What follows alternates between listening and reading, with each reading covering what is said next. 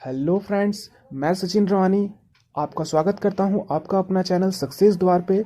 आज हम लोग एक नया सीरीज स्टार्ट करने वाले हैं। इस सीरीज में हम लोग करने वाले हैं जॉब अपडेट्स, यानी कि अपकमिंग जितने भी जॉब अपडेट्स आएंगे उन जॉब अपडेट्स के बारे में हम लोग डिटेल्स में बात करेंगे कि जॉब अपडेट्स में एलिजिबिलिटी क्राइटेरिया क्या है, फॉर्म भरने की स्टार्टिंग डेट क्या है, लास्ट डेट क्या है, फीस क्या होने वाली है, कौन से लोग अप्लाई कर सकते हैं, यानी कि रिटर्न एग्जाम होगा या फिर नहीं होगा या फिर डायरेक्ट सिलेक्शन होगा। तो आज का हमारा जॉब अपडेट्स है रिजर्व बैंक ऑफ इंडिया की तरफ से आया हुआ है, जो कि जूनियर इंजीनियर का के लिए है। तो चलिए बिना टाइम वेस्ट किए इन जॉब अपडेट्स के बारे में हम लोग बात करते हैं। यदि आपको ये जॉब अपडेट्स पसंद आए तो वीडियो को लाइक करिए और हमारे चैनल को सब्सक्राइब करिए, जिससे हमें बहुत ही सपोर्ट मिलता है। तो चलिए बिना टाइम वेस्ट किए आज के इस वीडियो को हम लोग स्टार्ट करते हैं। तो आज का जो जॉब अपडेट्स है वो रिजर्व बैंक ऑफ इंडिया की तरफ से आया हुआ है। यहाँ पे आप लोग देख सकते हैं, जो कि पोस्ट का नाम है जूनियर इंजीनियर सिविल और इलेक्ट्रिकल, यानी कि जो डिप्लोमा सिविल और इलेक्ट्रिकल में कर चुके हैं वो भी लोग फॉर्म अप्लाई कर सकते हैं।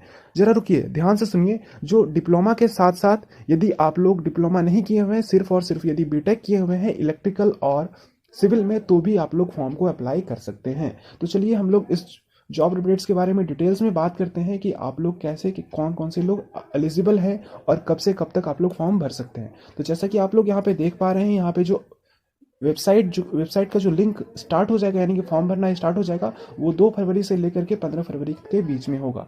और इसी के बीच में आपको फ़ी पे कर देना है। और एग्ज़ाम की जो टेंटेटिव डेट रखी गई है वो है 8 मार्च 2021 को एग्ज़ाम होना है। टेंटेटिव डेट है ये मे भी आगे जाके चेंज हो सकती है। ठीक है, इसके बाद हम लोग बात करते हैं कि कितनी नंबर ऑफ वैकेंसीज है। तो यहाँ पे आप लोग देख सकते हैं कि इस टेबल में जो जोन वाइज है, इस पूरे वैकेंसीज को जो है वो 5 जोन में बांटा गया है, east, west, north, south and central में। और यहाँ पे कैटेगरी वाइज भी बता दिया गया है कि सिविल और इलेक्ट्रिकल के लिए टोटल 48 वैकेंसीज रखी गई है। तो काफ़ी अच्छी नंबर में वैकेंसीज आई है और इसका पे स्केल भी काफ़ी अच्छा है, मैं आपको आगे बताने वाला हूँ।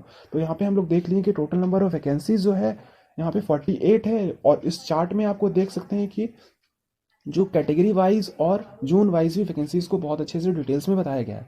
तो चलिए अब हम लोग देख लेते हैं कि जो इसकी एलिजिबिलिटी क्राइटेरिया क्या क्या है फॉर्म भरने की। ठीक है, तो यहाँ पे हम लोग देख चुके हैं कि टोटल 5 जोन में है, और कौन से जोन में आप आते हैं उस जोन को भी आप लोग यहाँ से देख सकते हैं। कि जैसे यदि मान लीजिए कि आप लोग झारखंड से आते हैं तो आप लोग ईस्ट जोन में आते हैं, या तो फिर आप लोग महाराष्ट्र से आते हैं तो वेस्ट जोन में आते हैं। तो इसी तरीके से पूरे 29 यहाँ पे आपके सेंटर्स बनाए गए हैं।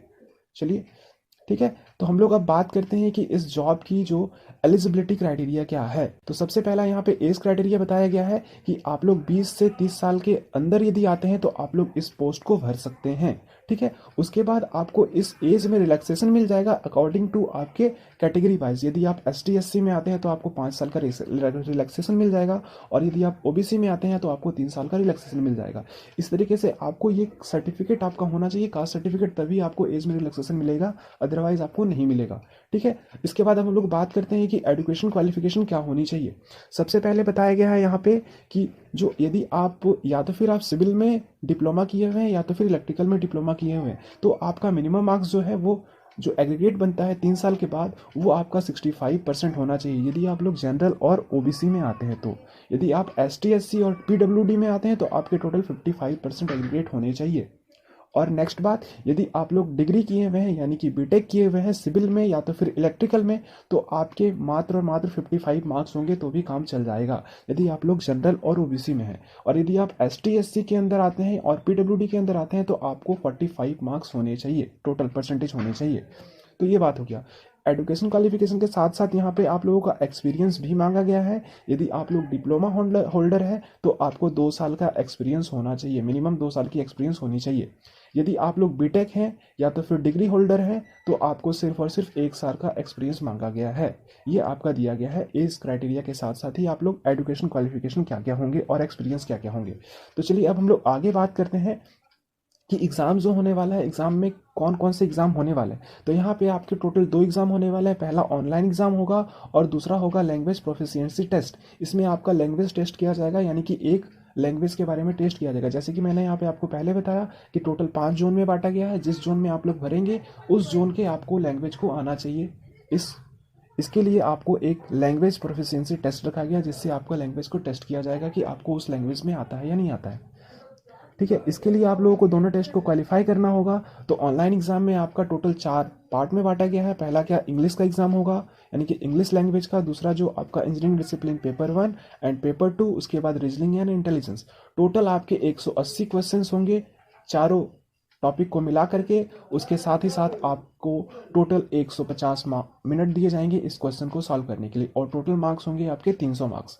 तो ये हो गया आपका ऑनलाइन एग्जाम का पूरा कच्चा चिट्ठा।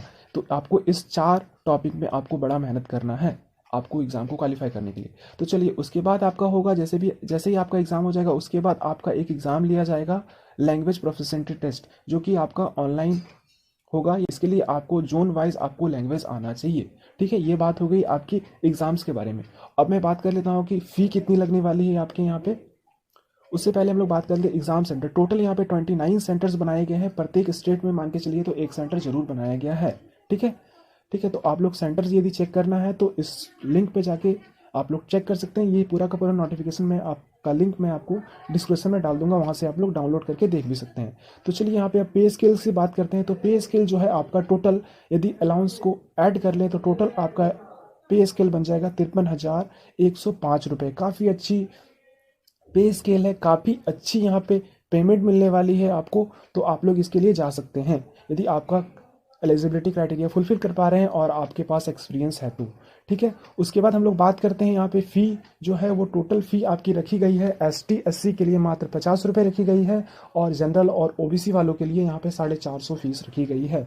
तो यहाँ पे आप लोग, बहुत अच्छा मौका है आप लोगों के लिए। यदि आप लोग एलिजिबिलिटी क्राइटेरिया को फुलफिल करते हैं तो आप लोग यहाँ पे जा सकते हैं।